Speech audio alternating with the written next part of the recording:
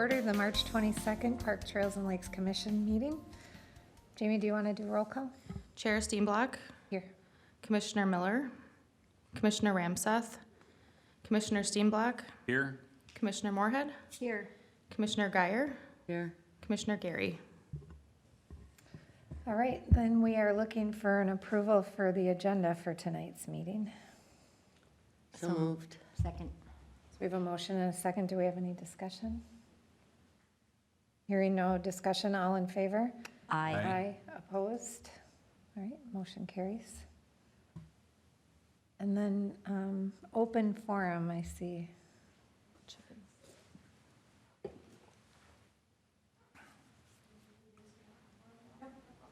No, nothing? Okay. All right, well then we will move on to the regular agenda, 5A, approval of the meeting minutes for February 15th. Chair and Parks, Trails and Lakes Commissioners, seeking approval for our workshop minutes, February 15th, 2022. I believe I was there. I move approval. Correct. And I'll second. So we have a motion and a second. Do we have any discussion? Hearing no discussion, all in favor? Aye. Aye. Opposed? And then I'm an abstain.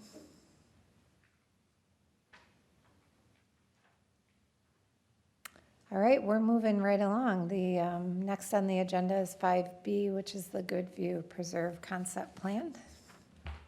All right. Chair and members of the Parks, Trails and Lakes Commission, I'm happy to introduce a representative from Bolton and Ymca, Nathan First. He has been serving as our interim zoning administrator for the city of Forest Lake, and he is going to walk through agenda item B, the Goodview Preserve Concept Plan. So with that, I'll turn over to Nathan. Thank you. Thank you.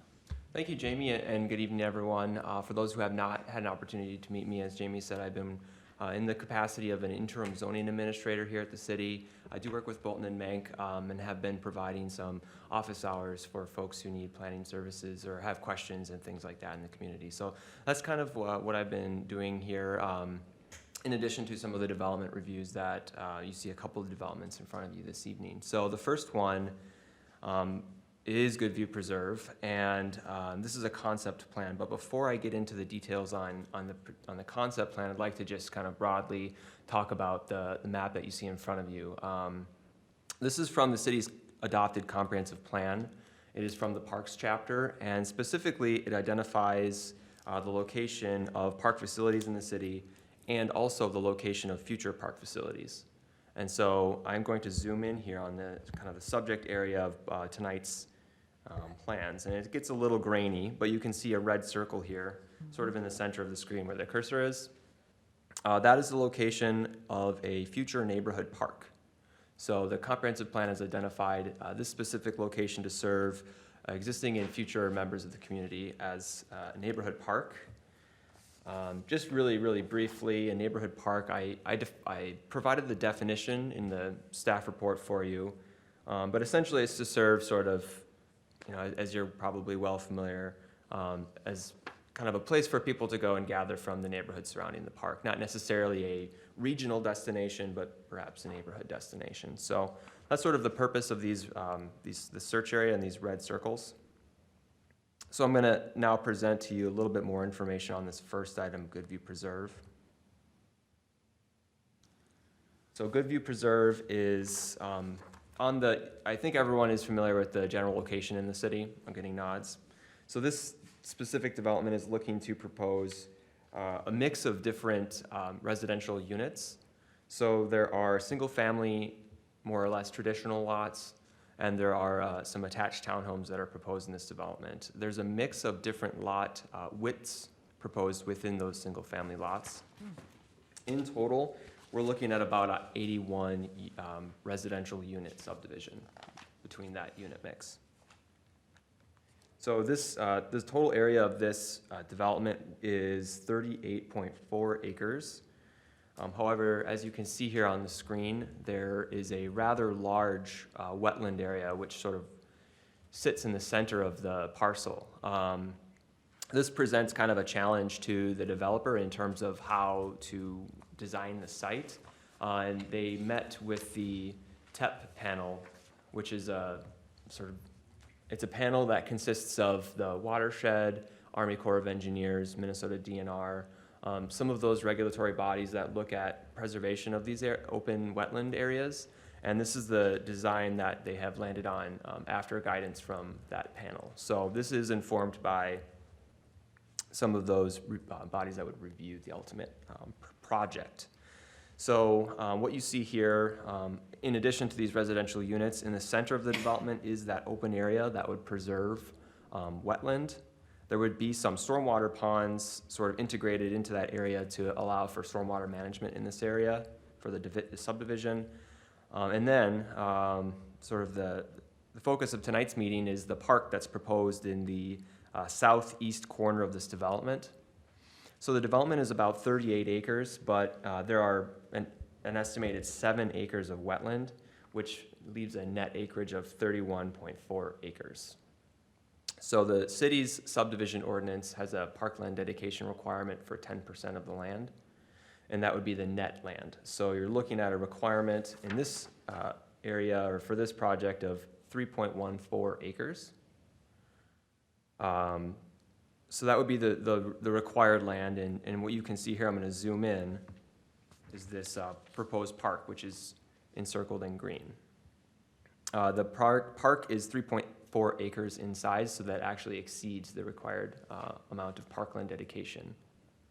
And then a really quick note for you on the location of the park within this subdivision. Staff have guided the applicants towards this location with that future or that comprehensive plan map, because the goal here is to create a kind of a contiguous park for these future residents in this area. So by locating the park in this corner of the development, it will be contiguous with the park that will actually be expected in that development to the south, which is Birchwood Estates. And that's an advisory item for you on the agenda tonight as well, just to, as long as we're talking about this area. So that's what is being proposed with this subdivision. What we're looking for is specifically, sorry, before I go there, I want to just mention one more thing to you. We are also seeing on this concept plan the location of sidewalks and trails in the subdivision. And these are reviewed for their connectivity to surrounding neighborhoods. In addition to the trail, which you see in green here, this dashed line. This would run east-west and provide additional connectivity from the park to surrounding neighborhoods and vice versa. So ultimately, this trail could be part of a larger trail system in this area. And again, this would be consistent with the development coming into the south in Birchwood Estates. It would connect to that trail, and it would be part of an overall network. So that's what I have for you. What we're looking for is some feedback from the commission this evening on the proposed park. And if there are any questions from me, I'm happy to take those. And I would also note that a representative of the developer is here this evening and can help answer questions you might have on the development. So that's all I have formally prepared. I'm happy to take any questions. Commissioner Moorhead. I just have a small one, and I think I know the answer. The wetlands are clearly identified, except for that little spot. It doesn't say wetland, but is that also part of the wetland? Kind of right in the center to the bottom? Yeah, I would assume that they just didn't have space to include the verbiage in that small area, but it looks like it is expected to be a wetland. I'm not sure if they've had their wetlands delineated, which is a formal report on whether what types of wetlands they might be and what the exact boundaries are, but I would maybe defer to the developer on that piece. It's going to be a creative park to go around all that. It's just my comment. Actually, I'm on the same page. I mean, it seems like when we're getting new residential spots in here, it seems like the parks are always at a wetland. Or next to them. They still have Or enough. next to them. They still have enough acreage. I can see that. It's Yeah. just the way it's configured that it's Yeah. a little. And am I right in saying that most of the development is over here? And they're going to walk over there? So it's quite a ways from, but I understand, we did talk about the availability of the south end sharing it, and that makes sense. It's just, when you look at it, it's like, Sure. If I might comment on the Trails. nature of the park being contiguous with the other park, one of the comments that I've received from park staff is, when we have these separate smaller parks, it gets to become a maintenance challenge.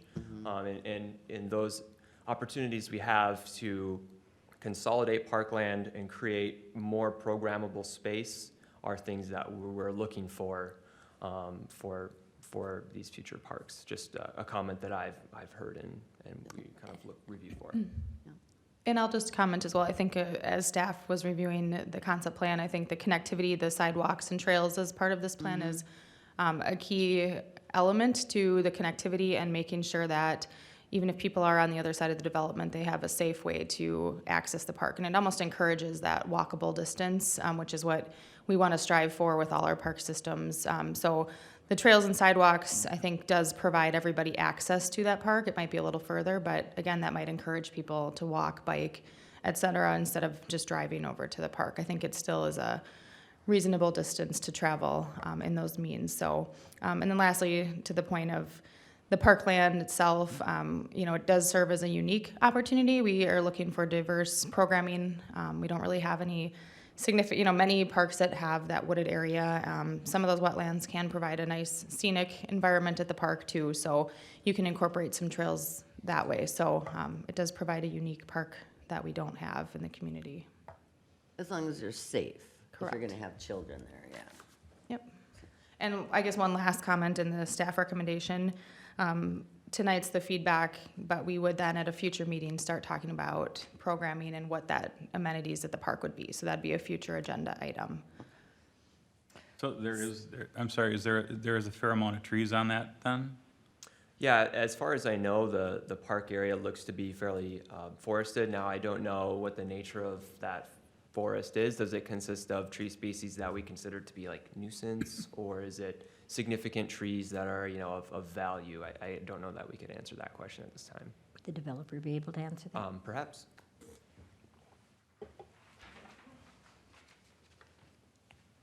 I mean, this is where we asked for it to be, Right, so, we have to kind of work around it. when we talked about it and adding on Yeah, with on the that other next side, yeah, development yep, down yep. below. When you Yep. see it and you Yep, see you're right. how it's configured. Hi, I'm Welcome. Ashley Hi, welcome. D'Alessandro from Center Homes.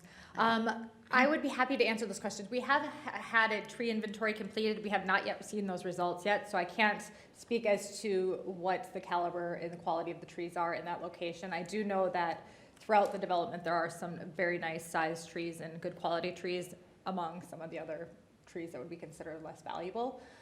So I would assume that there would be, but as soon as we get that report, I can make sure that I provide it to Nate and also provide it to the parks. Thank you. Thank you. Be happy to do that. And that area that you're referring to is wetland. I'm not sure what type of wetland that is offhand, and we can also get that answer for you as well. That would help, thank you. Perfect. So what are we looking at as far as a footprint? Because as Jamie mentioned, we're gonna have to think about what we want to put here. As we look at the footprint, how much is available around this wetland or within this wetland? Yeah. Yeah, to try and help answer that question. So the park, this gross acreage of this park is measured here as 4.4 acres. Now, the parkland dedication ordinance does not allow for any wetland or kind of lower quality land to qualify as the parkland. So with that wetland taken out, you're looking at about 3.4 acres, which again still does exceed that 3.14 requirement. So the total, I guess, upland park area would be 3.4 acres. But 3.4 spread across on the other sides of the wetland and around the wetland as well. So if we look in that area, the middle area where you've got the wetland to the left and to the right, do we know what acreage is there? So if we were thinking about putting playground equipment there, do we know what our footprint is between those wetlands? Because that would help us try to figure out what actually would go there. And if we Right. don't know, could we get an answer to that? And before again, we- I think we asked before what the future is. Does anyone have a timetable for when the other southern area is going to be developed, again, that would determine what we're going to put where, because if we're going to share it, Yes, and I'll just jump in really quick. That is, the development to the south is our next agenda item that Nathan will go through. But then also some of this is some of that programming and what the amenities are going to be at the park. So we will have an opportunity to assess that once we can get a little more information on, the terrain and what land is available, and that timeline together to develop a plan on what we can implement and where we would put that. So, as the southern portion develops out, maybe that area is more suitable for a play area, and then we keep the wooded portion for some other park amenities that are different than what we currently offer. I have actually one more question. On the wetlands, is the stormwater runoff going to go into that? Do you know? In the park area perhaps, but outside of the park, it would not be directed towards that wetland. It would be directed It's not towards okay, it's not- stormwater ponds that are provided, yep. Okay. Just so it doesn't grow.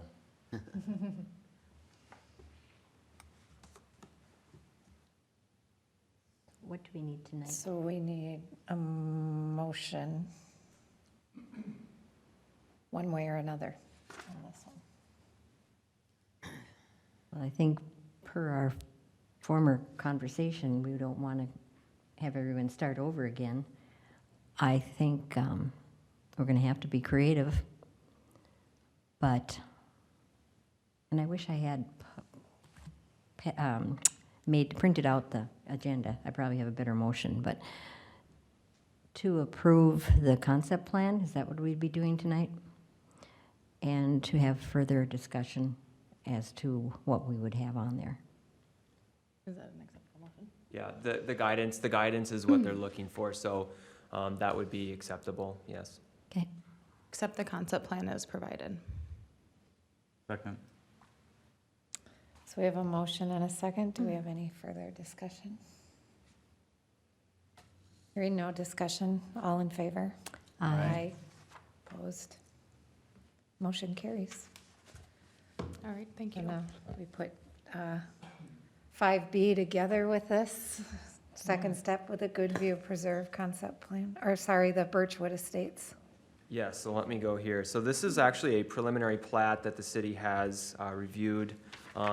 I think this commission is going to be familiar with this one because it has reviewed and provided feedback in the past on the location of a park for this subdivision. I'm going to provide some general details on this one as I did the other one. So this is another almost 40-acre subdivision here. Let me find the acreage for you. 39.96 gross acres I have on my report here. And then using the net developable acreage on this one, you're looking at a net developable area of 34.42 acres, which would then net parkland dedication requirement of 3.4 approximately acres. So this one is a little bit different from Goodview Preserve in the sense that the proposal here is to provide a park in the northeast corner of the development paired with a cash in lieu payment that would be calculated at the time of a final plat. Like Goodview Preserve, this park would be part of that contiguous park, in addition to having connectivity to trails system. So what you see in the concept plan in front of you here is in this subdivision, this would be a 1.4 acre piece of the park connected to sidewalks on what's shown here as Street A, but would be a continuation of Greystone Avenue. And then here, I think this is called Street B here. You've got sidewalks on both of those streets. On all streets, you have a sidewalk on at least one side of the street except for that cul-de-sac. And then you have a trail provided that runs sort of north and south on the west side of this development and provides connectivity from this park around through this sort of, you would call it unique wetland area in the development, down south, and then connecting into what will ultimately be a regional trail which runs east-west along County Road 50. So again, providing some connectivity to the regional trail system through the development here. So that's kind of what the proposal is in front of us. The Planning Commission, so let me back up and say that the developer incorporated feedback that was received from this commission into their submittal, which was reviewed by the Planning Commission and the City Council and approved. So the preliminary plat and preliminary PUD have been approved. So this item is on the agenda this evening as an advisory item for the Parks Commission to show you kind of what this looks like in the future. So that's all I have formally prepared. The developer is here this evening. If you have any questions for him, otherwise I'm happy to take any questions you have for me.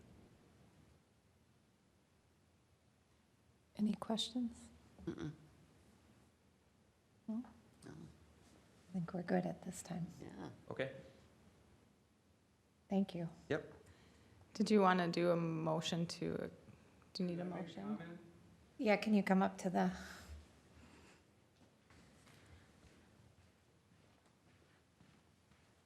Yeah, good evening. I'm John Anderson, the developer of Birchwood Estates. I represent Eternity Homes.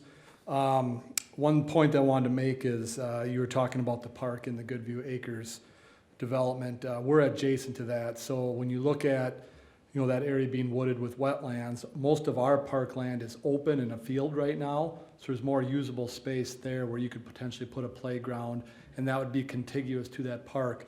If you take the acreage of both their park and our park, we're at almost 6 acres of land. This park will also expand to the east. There's 2 properties directly east of these 2 properties where they can take additional parkland further east as those properties develop in the future. Maybe you end up with a 10 or 12 acre park there. So when you talk about having some wetlands, you're gonna have a lot of land eventually to be able to develop. Some of it's gonna be wooded, some of it's gonna be open, there'll be a mixture of stuff there. So long-term, if you look at the overall site and area, there will be additional land coming in other than just these 2 properties. The one question I did have was regarding the sidewalk on that north-south road, which is, what is it, Greystone or whatever. Nathan and I had an email today about, we had a comment, originally we had the sidewalk on the west side, and in our recent plan submittal, we flipped that to the east side, but I just want to make sure we're clear on what's actually being asked there. I guess we thought it just had to be flipped to the other side. Yeah, so I went back and reviewed the engineering memo that was in the packet at the City Council and the Planning Commission, and in the red lines on the engineering comments did indicate a sidewalk on both sides. So there was previously shown a sidewalk on this this western side of the street. The comment was to add a sidewalk onto the stretch here, and the sidewalk that would be added onto, which is shown on this map, on this stretch of Greystone, we'll call it, would provide connectivity. So there would be a trail crossing across, we'll call it Greystone, and then this sidewalk would provide connectivity down through this part, through the side of the park, and then east-west along 205th. And so when you say you want sidewalk on both, can't we just flip it to the east sides? Why do we need sidewalk on the west side there as well? I guess that'd be the question.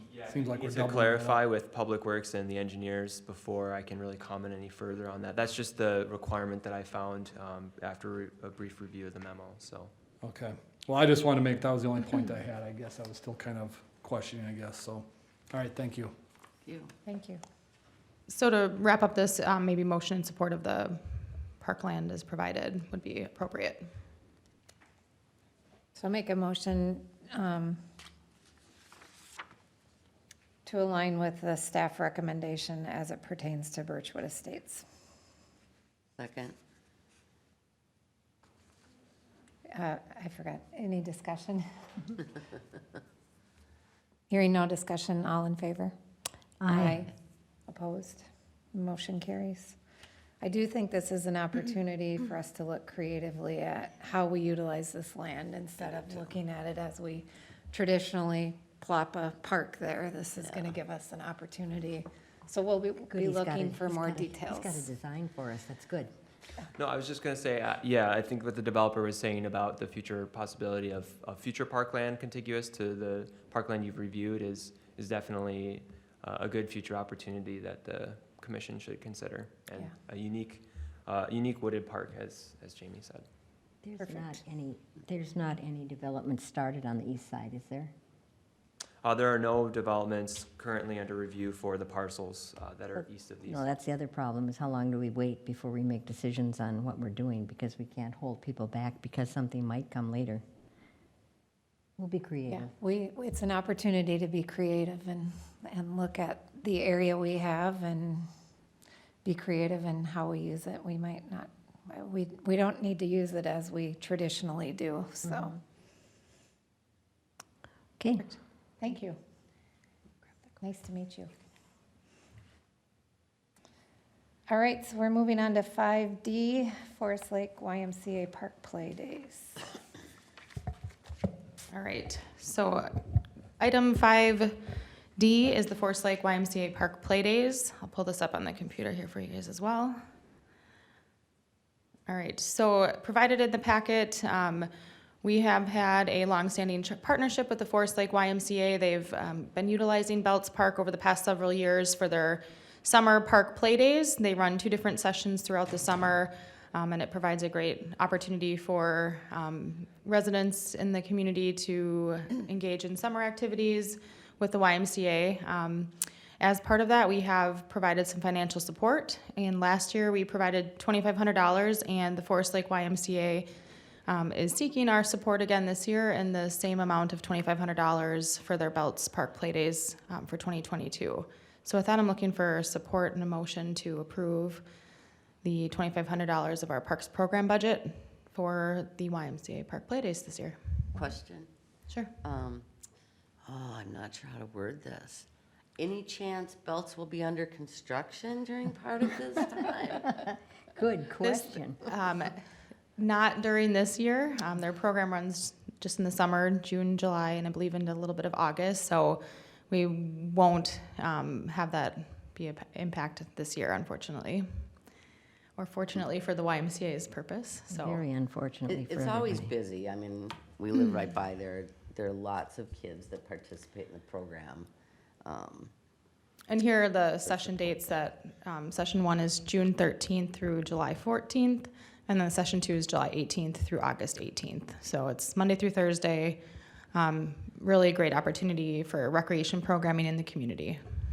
Just out of curiosity, why Belts when they're right by Fenway and there's the small playground area and picnic area there? I believe they like the playground and the little picnic shelter. There's a lot of the green open space. It's just worked really well for the program. I think location-wise, it's pretty central to, accessible within the community. So we have talked about other locations. So it's just worked really well for them, and they've continued to pursue Belts Park for this program. And I think the kids actually get dropped off and picked up there. They do, So they okay. don't bus them over. Okay, Yeah. okay. I'll make a motion to approve the $2,500 towards the program second. with the Y. So we have a motion and a second. Do we have any discussion? It's with sadness now that I was reminded that we would like to see some construction there, and we can't mention that often enough. I'm glad Bolton Mank's here to hear this, because we're ready to go. All right, so we have a motion and a second. Hearing no other discussion. All in favor? Aye. Opposed? Motion carries. And we're moving to 5E, which is Arts in the Park, music entertainer contract. All right, so Chair and members of the Parks, Trails, and Lakes Commission, at our February 15th workshop, we discussed a new contract, or the option of a new contract with Mr. Woody McBride to solicit the musical entertainment acts for our concert series and as sound and production for the day of every Tuesday at Arts in the Park. Feedback from the workshop was to move forward with a new contract and look at a slight increase in compensation. It was discussed amongst the commission that it'd be nice to offer a slight increase on the front side of things, so with the initial payment and some of the weekly payments that we make to him for the sound and production. And it was also discussed to add discretionary bonus option for the end of season, as to be determined by the Parks, Trails, and Lakes Commission. We did put that in there up to $500 and to be determined in September. So those changes I've outlined in the contract. I do have the final contract included in the packet tonight, and based on the workshop, this is here for any final approval tonight. I'm happy to answer any questions if you have them. So I have one question. On page 4, we have the discretionary bonus, but we don't have any criteria or guiding principles as it relates to how and if and when that should be issued. And I'm just wondering if, not for the contract, but could we have the program and events group look at establishing some guiding principles on what we would consider if we had funds available and were to issue this bonus?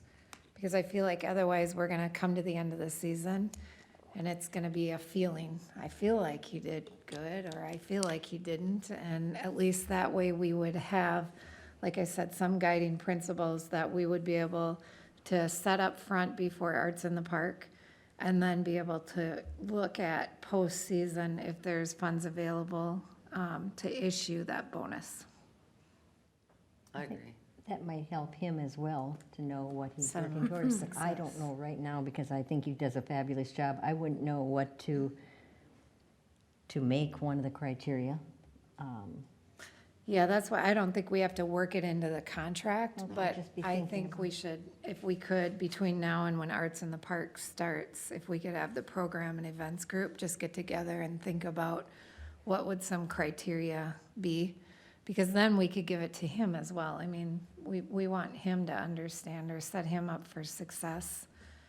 And then, like I said, we don't get to the end of the season when we're thinking about, when all of us haven't been at every event and trying to figure out, well, does he get it? Does he get it? Is it just because we feel like he did a good job? Or does he get it because we had these guiding principles that we wanted to have achieved as part of this event, and that's why we're awarding it? I think it merits some conversation. So we're not, Yeah, if you don't do that, then you might as well just add $500 on to the, yep, exactly. Total. Looking for a motion to approve the contract? So moved? Second. Can I make a friendly amendment? Let's see how friendly. If it's I'm always just kidding. So can I make a friendly amendment that we approve the contract with the caveat that the program and events group establishes some guiding principles? No problem. Okay, That's fine. all right. And are you okay with second? Yes. Okay. So we have a motion and a second. Any further discussion? I want to really thank Jamie for following through on that, because he must have been very elated to think that he was noticed and appreciated, and that we went to him instead of him having to come and ask. I think that just really meant a lot to me, and I'm looking forward to the season. Thank you. And he was very appreciative. Good. She's already got her digs on. I already We're see going to that. make it even better. Yeah. Kind of get me excited for it. All right, hearing no further discussion, all in favor? Aye. Opposed? All right, motion carries. So we are on to 6A, the Belts Park Playground Equipment discussion. All right. Just so a I'm side note, I told my 10-year-old granddaughter that we were looking at, starting to do some changes up there. She said, well, ask someone who uses that park. You know, right. Would you like some suggestions? Oh, cute. I thought that was- We'll take all So of I'll them we keep 'em can in get. mind, yeah. All right, so we're transitioning over here to a discussion items. So this is like more of a workshop format, no formal action required. So this is reviewing Belts Park playground equipment. So I'll talk a little bit about this later on in the agenda, but we are working on a grant application, as you're aware, for the Minnesota DNR Outdoor Recreation Program. And part of that, we need to submit some concept plans of what we're going to incorporate for the playground equipment. So we've reached out and have some proposals. We're not going to talk about budget and what with this tonight. It's really a high-level look at what has been submitted. These do come from well-known companies that do several playground builds. They are providing some of their, best features, favorite features from, people that really enjoy them. So just looking for some feedback tonight on if something catches your eye or if there's certain inclusive features. This will just help us to take that last and final step of narrowing down what kind of design we will have. So if there's things that you like, it's very high level tonight to provide some feedback on if we're in the right direction. So we'll start with concept one. I'm just going to kind of run through these, and if there's something that we can pause and talk through some of these, but just trying to gauge some interest of what looks intriguing to you. So this is our first concept. All of these, I will say, do include a 2 to 5 section and a 5 to 12 section. So this is just kind of the big picture here. You'll obviously notice that the left portion is for 5 to 12-year-olds, and then there's a 2 to 5 section over here. So I'll kind of go through a couple more pictures from this group here. So want to highlight a couple things. This design here has, and most companies have some form of feature similar to this where you can have wheelchair accessibility. So you can wheel onto this structure and it moves. So that's really a pretty inclusive feature. Most of the designs, I think a key thing, people like swings. So incorporating swings with some form of ADA swing. There's a variety of options there. Kind of go to the next one here. This is a spinning net climber. So it spins and you can climb the net. Wow, it looks too small. Huh? It looks very small. I've seen it in person, and it is a lot bigger than what's pictured, so it's pretty cool. So this one's the 2 to 5 pieces a little closer up. So again, everything here, I think most of these items, they're all ground level accessible, so people in a wheelchair, individuals in a wheelchair can access the different components on the play features. And let's see over here. So there's some sensory panels. So there are things, that provide sensory components to the play design. Here's another look at the 5 to 12. Here you'll see some musical components that have been added. Again, accessible via wheelchair as well. This design does include some ramps, which then, are obviously wheelchair accessible as well. There are some panels that you can interact with on the sides over here as well. Talking a little bit more about the 5 to 12. One of the things with the footprint that Bolton and Ymca has put together for where we're going to construct this, it's not a significant surface area, so trying to go a little more vertical with some of the design will help us kind of keep our costs down on the poured in place surfacing. The bigger container space we have, the more we're going to spend on the surfacing. So I think some of the companies have kind of elevated some of the play, which, thinking of our park system, this is unique and different to what we've seen in our park system. Here's a couple more views of the equipment there. So I have a question. So sure. You wanted to go over these today so you can submit for the grant. Yes. If the grant is approved, how much leeway then do you have to come back and make modifications? That's a good question. So if the grant is approved, we can make some modifications. There's flexibility there, as long as it doesn't impact the number of accessible features or we aren't deviating much from the accessibility component. So let's say we want swings and we're gonna submit a concept with one ADA compliant swing. That can vary, but we would want to make sure we have an ADA compliant swing. So there is a little flexibility, but we would want to make sure that we're still hitting on all the accessibility components. Okay. The DNR grant is primarily, our grant will be for access within the park and accessibility features. So obviously the playground components are a big portion of that. The grant also will tie in paved trails to all of our park amenities. So we're adding that access into and throughout the park with paved trails. So, who's working on the grant? Bolton and Ymca is working on the grant, and I've been working with them on that. We did submit, and again, this is later, but we did submit a draft grant application March 10th, just for some preliminary feedback on where we were at and what, we had a few questions that received clarification. So the final grant is due March 31st.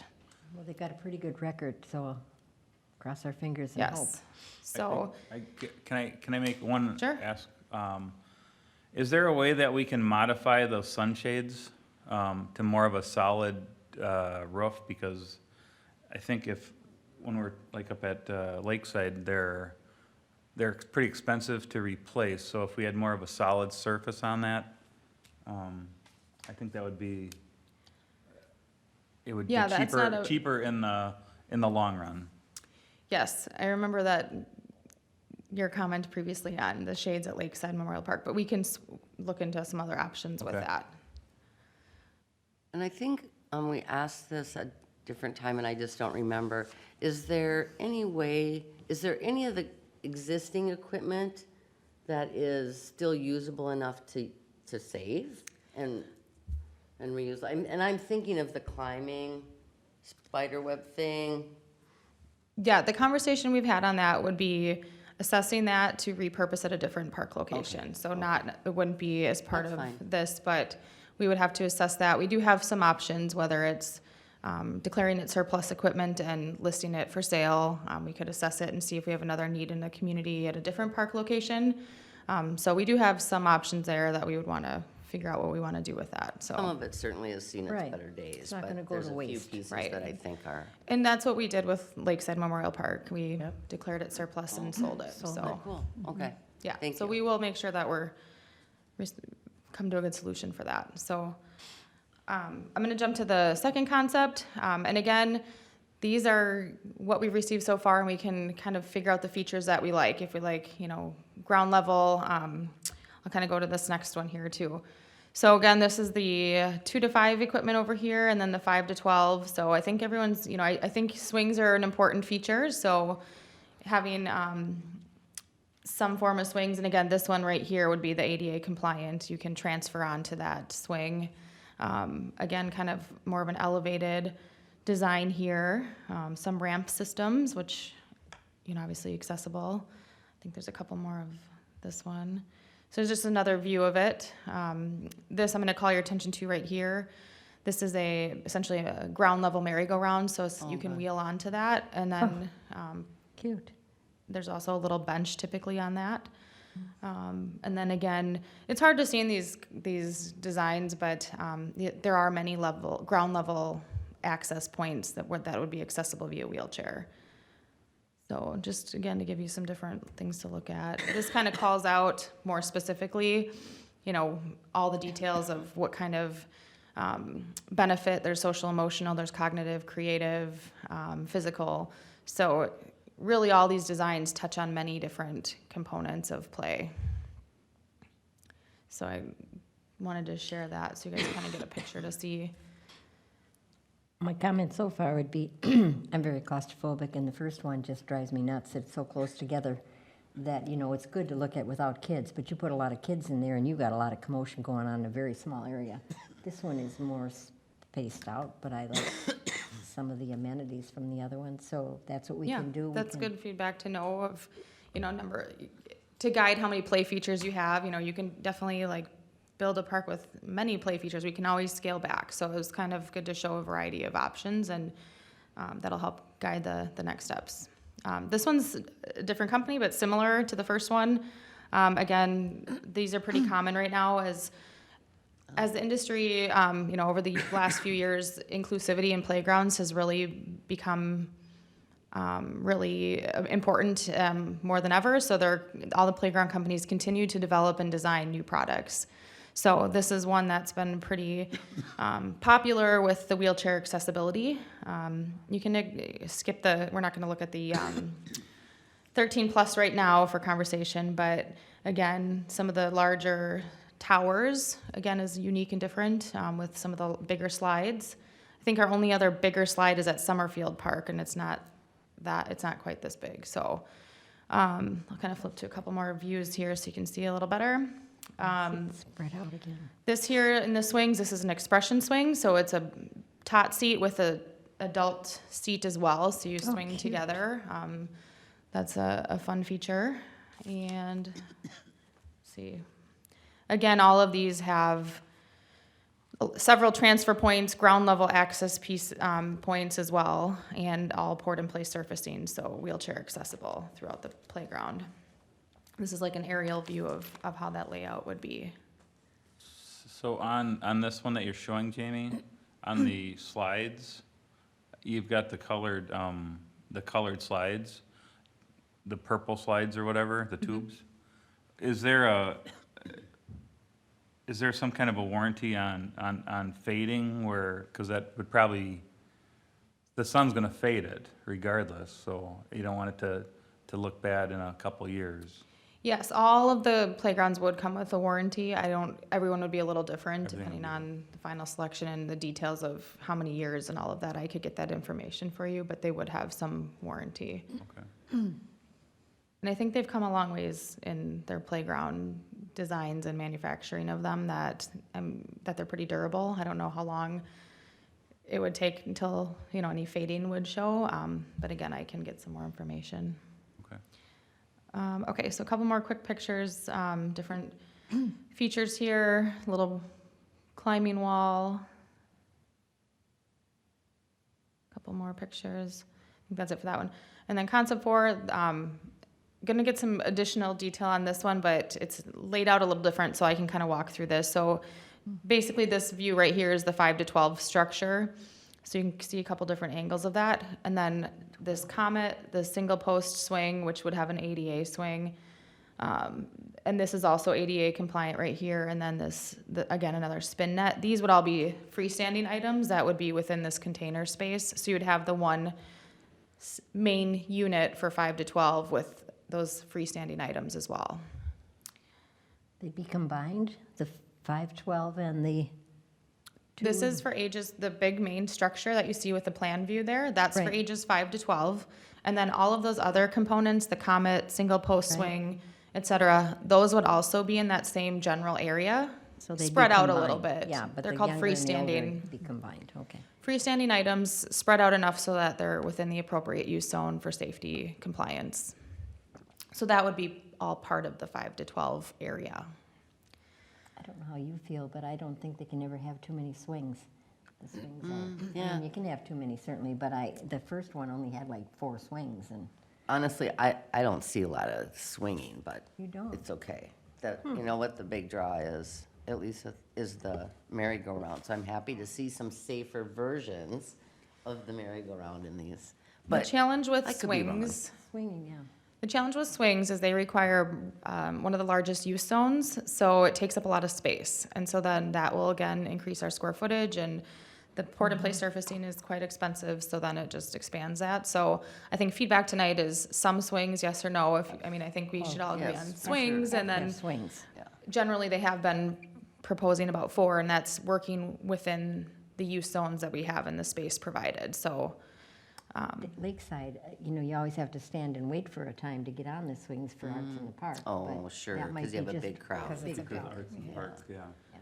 And then these are 2 other components in this 4th concept of 2 to 5-year-old age-appropriate equipment. Again, these are all ground level access. There's transfer points that you can transfer onto this equipment as well. So again, all accessible. And again, with the port in place surfacing, wheelchair accessible. So those are general concepts, I guess overall feedback, right direction. Are there things you just really dislike or you do really like? Just looking for a little feedback so we can kind of take that next step. We do have an opportunity to modify and adjust. This is nothing final. These are just, ideas that have been brought forward. Again, kind of working with the space that we have. And so any thoughts or comments that you? Could we get this printed out and take a little time to look at them? Sure, that's no problem. Would ask Betty's grandchildren. I guess between 1 and 2 is, concept 1 and 2 is what Yeah. looks good for Belts Park. I like 2 much better than 1, but And I liked 3. I figured there'd be some. I like the sway The sway fund from number one, again, I've been a big advocate of the inclusive play equipment, and so I like that piece because it not only applies to children who may be in a wheelchair, but it could apply to older generations that just want to take their grandparent or parent. You could put a wheelchair in there with an adult and be able to move, similar to what you see at some of the nursing homes. I like 3 too, just because it's got some unique things that we don't have in any of our other parks when I look at some of the equipment on it, which provides some variety.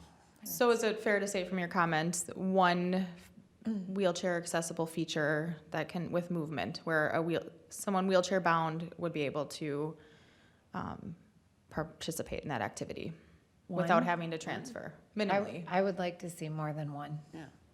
Maybe I not the think you same one, but more. Correct. That's why I want to look at it more, because there's a lot of opportunities in all of them. They're not, not just one, they're. But we don't have to, for purposes of the grant, we don't have to articulate the exact piece of equipment, or do we? Because if we said sway fun and a ground level, do we have to get that prescriptive? We have to make sure whatever we're submitting, we don't, we have to include that number, that level of inclusivity and accessibility. So I think if we had a moderate, if we have one swing and the spin, the wheelchair accessible merry-go-round and another component, we can always add to it. But I think as long as whatever we're applying to, that's the minimum of what we're going to include in the playground project. So, and I think that's very feasible, so that we have some inclusive components to that. Great. I'd like to look it over a little bit more. So Karen, I can get you a copy of this, or anybody else that's interested after the I meeting. mean, I think we have to look at it a little bit, but you need it before the I end was of the gonna month, say, what's our right? deadline? Yeah. Well, if we can get some feedback in the next couple of days, I think, we're pretty close to, we can make some final modifications, but Okay. yeah, I think, hopefully, it sounds like you like 1, 2, and 3 and some version similar to that. We wouldn't have to be, if, for example, we don't necessarily need the big tower in the slide, like that could change out in the final design. Just really want to focus on the accessible features for our grant application. But we love the big slide for the final. So would the goal be to have answers to you by this Friday? Is that? give That would you- be, I think that would be a good deadline. Because you need time to incorporate whatever that feedback is into work with Bolton and Mink and incorporate it into the grant. I think we So- should have time to do that if I get some feedback by Friday. Okay. Okay. I do have one more question. In Sure. our master plan that we got January, we had a 13 plus Yes. area. And I don't see that here. Good, yes, we do have that, and it still is on the master plan. That's not part of the grant Not part of the application, so grant, we okay. will kind of worry about that once we get the grant submitted. The grant application is for the park pavilion with accessibility improvements to and within, so ADA compliant bathrooms and access within in that facility and the playground components. Perfect. Okay, So we thanks. will, that is still on there. Again, just looking to get this grant application finalized and Okay. submitted. All right. Okay, so the action item is that you're gonna send us this document. Everybody's gonna provide their feedback by Friday of this week. And then can the other action item be to get a timeline of where we're at with this? Because, you heard it tonight. We asked again, when is this going to come to Yes. fruition? So, I can provide you a timeline as well. That's no problem. okay. All right, so we will get to, Is that your problem? No, it's no problem.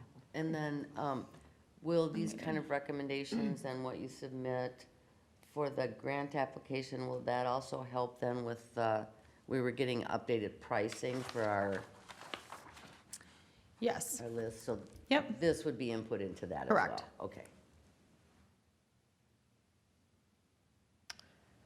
All right, so we are moving on to staff updates. 7A, Minnesota DNR grant application for belts. all right, so this will be quick because I did talk about this in this last discussion item here. But again, our grant application for the Minnesota DNR Outdoor Recreation Grant for Belts Park is due March 31st. So we have, I do have a meeting tomorrow just on the final details for that, but City Council did approve a resolution of support, which is required on behalf of the grant. We have just about everything ready to go, so we're fine tuning the last of things, and we'll get that submitted on, it's next Thursday, March 31st. Our ask again is for up to $300,000 towards the project. Grants are, if awarded, we would be notified mid-July is the timeline on that, so. Any other questions on the grant? No. All right, so the parking agreement with St. Peter's Church, just a quick update that we are starting to draft an agreement with them, so we're working through the final contract terms, and we'll bring that forward as soon as it's ready, but we've had some further conversation and are moving forward with a formal agreement. So more to come on that soon, but just wanted to let you know we are working on that and getting that to move forward. So you've met with Father Bodine? I've been in communication with him and Kathy Frazier over at the church. Okay. So just wanted to let you know we're working on that contract as well. I just remember asking that, to be included in that, but if you're already done with it. It was then- a couple of quick emails, and so it was, yeah, I'm pretty much working with Kathy at this time on contract component, so Okay, I'll send that over as soon as I get that. be great. All right, park dedication, ordinance and fees. Just wanted to let you know that this is still on staff radar. There's, it's at the state level right now. They're looking at it at the state level, some park dedication fees. So we're just kind of waiting right now at this point to see what comes of that. And as soon as we get some final clarification on that, we're, as city staff, going to review and we'll bring that forward. But I know that's been something you guys were, on our list of pending items, so just wanted to let you know it's very much on our radar right now. So again, that'll also be coming forward as soon as we have some more information on that. Does that include storage units? I know Tim isn't here, but he was very anxious to know if that would include the storage unit. I believe we had resolution on the storage unit at a previous meeting where we determined that we did not have a park dedication fee collected for that. But is it on going forward, is it going to be added? That'll be clarified as part of when we come forward again with more information. There'll be some more clarification on that. Jamie, can I jump in quick? Yeah, go ahead. Yeah, so parkland dedication as it relates to commercial is a little bit different than residential, so there is a lot of attention being paid, as Jamie said, at the state level to this issue. So that's one of the things that we'll be looking at and can probably provide more clarity on moving forward. But again, there's some things kind of in flux at this point with some of the changes that are going on. So I guess to be continued. Be announced. Yes, thank you. Thank you. Thank you. And then last update that I have for tonight, for this evening in Washington County, we did apply for a grant and did receive $10,000 to update our Parks and Trails Master Plan, so we can we have a lot of capital planning and planning to refine and develop an implementation plan that we can carry forward with us to take into consideration all these new parklands and developments coming in. So that funding will really be helpful to help us kind of take that next step as well, and talking about park amenities and a park inventory and assessment. So we'll be involved in some capacity with that work, but Bolton and Mank will be able to help us with any master plan updates to the last version of it. It won't be thrown away. It's just looking at the 2014 plan to say what's been done, what are still priorities, do a park assessment, and develop a strong implementation chapter that will be our guide as we move forward with accepting new parkland and building out additional parks. So that's exciting. We'll be able to do that work. It'll begin in April, and the grant expires October 31st. So those 6 months we'll be working with Bolton and Mank on that. It's good to have master plans. It's also good to get things done from the master plans. Yeah, there's actually quite a bit that has been completed. I know priorities have shifted, and we've acquired some additional land, and we have a significant amount of development coming in. So it'll all, it's a fine tuning and a clear implementation plan, which we don't really have right now, which aligns funding and priorities and looking at the whole park system, not only just maintaining and replacing existing parks and facilities, but planning for the future as the community continues to grow in the next coming years. So I think I was particularly thinking of one master plan that we've been working on. We're getting there, I promise. Okay, just don't want to let it fall off the ledge here. It's not. I'll get you an update, and we're making some good progress on it. So, Good. and that's all I have for updates this evening. Unless you have any questions for me. I have a couple. So, and this isn't for you, it's more a follow-up item if you can. So I had, we had attended the original downtown plan, and I had sent a note to Patrick on that piece, asking if that could be presented to our commission before it got too far down the road, because as I noted in there, there was some significant changes or impacts to Lakeside Memorial. Patrick's email back to me encouraged me to attend the February 22nd city council meeting and another discussion that they were going to have. That discussion got canceled because of, I think it was a weather, I don't remember, but, and then I think it got rescheduled and I missed the reschedule, so I didn't get to attend. But I just want to be on record that I think it is critically important that that plan come before us and we have an opportunity to look at that before it's finalized. Otherwise, what value is there in us as a commission? Because there were some significant changes, as I mentioned, and I think we deserve the opportunity as a commission to meet together and have the opportunity to weigh in on that. So I'm not sure where it's at, but I just want to be on record that I would like it brought back here for the entire commission to see and have an opportunity to have some conversation on before it's finalized. So if we could pass that along. And then we had the Fenway Field Rehabilitation. I know we had a lot of questions and that kind of went away. I just wondering if that's coming back or if that's kind of a set to the side, if we could follow up on that. Yes, that will be coming back. We did talk about that. I provided a brief update, but the new Athletic Facilities Advisory Committee did look that over and we talked about it. The key item for safety and need out there at Fenway Fields in particular right now is egg lime. So I got to work on getting that ordered and delivered. And we are going to, at our April quarterly meeting, review that again and determine a plan of what is needed and what that work will be. So it will come back at a future meeting, hopefully in April. Okay, thank you. Along that line, again, I think we talked about different responsibilities of the commission, and did we want to change and be on different, and I haven't heard anything from that, but it was one that I had asked for, and if they had meetings and I didn't hear if I'm on it or not on it, or. You're on it. We haven't had any additional meetings yet. So you are on it and will be included in that next email that gets sent out when we have that scheduled. Okay, so other people who maybe wanted to change and do other things, that's all updated? It's not fully updated yet, so I will be getting that done. I was not available last week, so I'm working on getting that piece caught up, just prioritizing the many deadlines and contracts and things that I have right now. So that one I will be, whoever I haven't talked to will be, I will reach out to them and get those committees finalized. Okay. Thank you. All right, thank you. So next we have the Spring Fling event. Oh, no, wait, I missed the, I think we're next. no.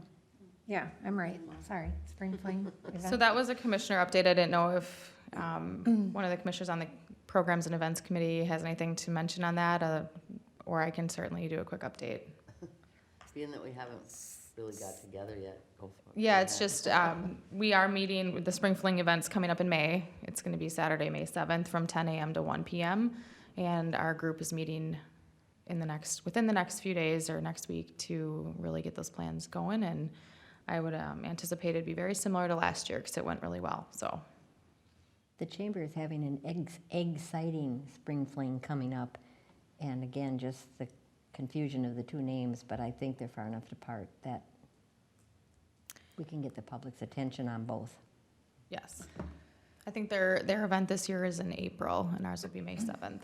Last year, I know that was an unexpected conflict, and we weren't aware that they were doing a Spring Fling when we were doing a Spring Fling, and they happened to be within a week of each other, so that was a challenge, but I think this year one will be over and done with before we're started, so. And they're doing the whole Easter egg hunt and everything as far as part of that. So that's good to know. I mean, we kind of moved on from the egg hunt, but it's good to know that people who like it still can participate in that as well.